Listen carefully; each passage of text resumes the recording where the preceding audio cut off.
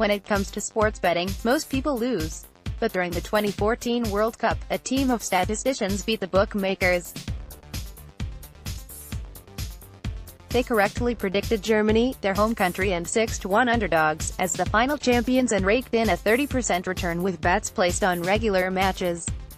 This year, the team, led by Andreas Groll of Germany's Technical University of Dortmund, is back with an artificial intelligence program with even better odds. As of Friday morning, it had correctly predicted 15 of 24 games, the winners, the losers, and those who tied. As for the ultimate victor, their new model has picked Spain, but only if Germany falters before the final. How soccer predictions get made. This quest for sports domination began with a Groll's wife and fellow statistician, Jasmine Abidia. For a class assignment, she was asked to analyze a 20-year-old study on predicting the World Cup. She wondered if she and her husband could do better. All soccer predictions come down to the same thing, estimating the number of goals a team typically scores in a match. Once these expected goals are calculated, analysts run thousands of simulations of the tournament. This allows analysts to factor in both the skill levels of the teams and the opponents they need to face in order to advance, said Gunther Schauberger, a statistician at the Technical University of Munich, who teamed with a Groll to predict the 2014 World Cup. Mexico's Edson Alvarez celebrates after an unexpected victory over Germany in the group stage.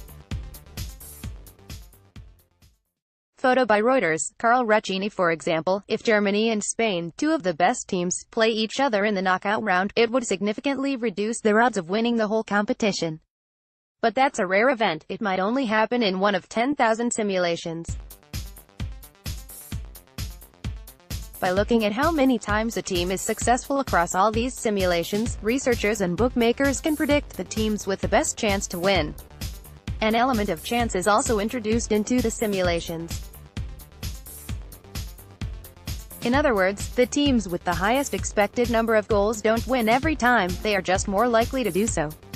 Beating Vegas. From Vegas sportsbooks to corporate banks that use the World Cup to test economic theory, the big difference between prediction models is how the number of expected goals is determined. That's what Groll's team aims to improve. For the 2018 World Cup, Groll and Schauberger recruited two applied mathematicians from Ghent University, who were already developing a way to more accurately rank teams. They created an ability score, a tally of goals scored by each national team over the last 8 years. The games were weighted by importance. Games that occurred a long time ago, or friendly matches, for example, are considered less important. The International Federation of Association Football, FIFA, which organizes the World Cup, creates its own rankings, but they're not highly regarded. Not even FIFA likes FIFA rankings. Schauberger said, FIFA rankings focus on clusters of matches, for example, across a whole year, rather than smoothly tracking a team's progress.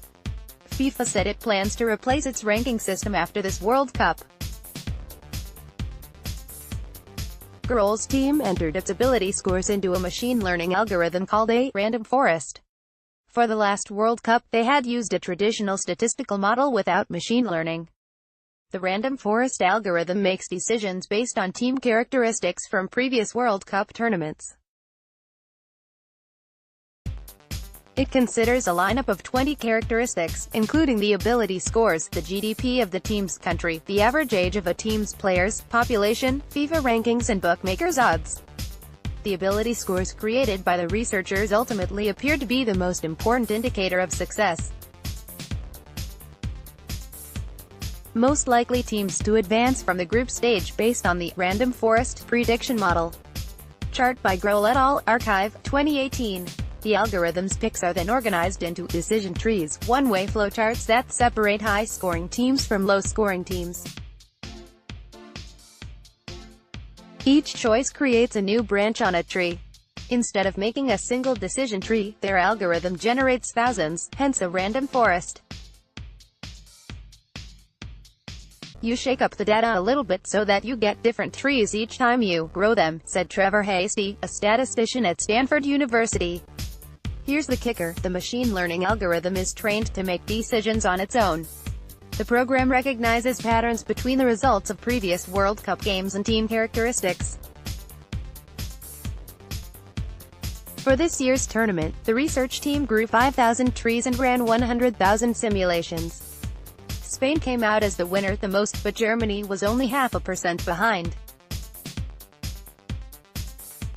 However, when the researchers looked at the most probable course of the tournament, rather than just the overall winner, Germany came out on top. Most probable course for the knockout stage based on 100,000 simulations conducted by Groll's team. Chart by Groll et al., Archive, 2018. Why it matters: this method is probably going to be amongst the best. Really hard to say until somebody else comes along with something better, Hasty said. After the first round of matches, half of the World Cup groups are doing what the researchers predicted. Unexpected wins from Iran, Serbia, and Mexico may upend their predictions of who comes out of the group stage. But wins by Japan and Senegal have totally upset their group's outcome. But researchers don't know exactly how the random forest makes its decisions. The machine learning program gets set upon a huge quantity of data, more than a human could comprehend. Both Groll and Hasty said it's a black box as to exactly how this AI system makes decisions. Plus, even with vast computational power, no one, and no machine, can ever predict the winner for any match with 100% certainty.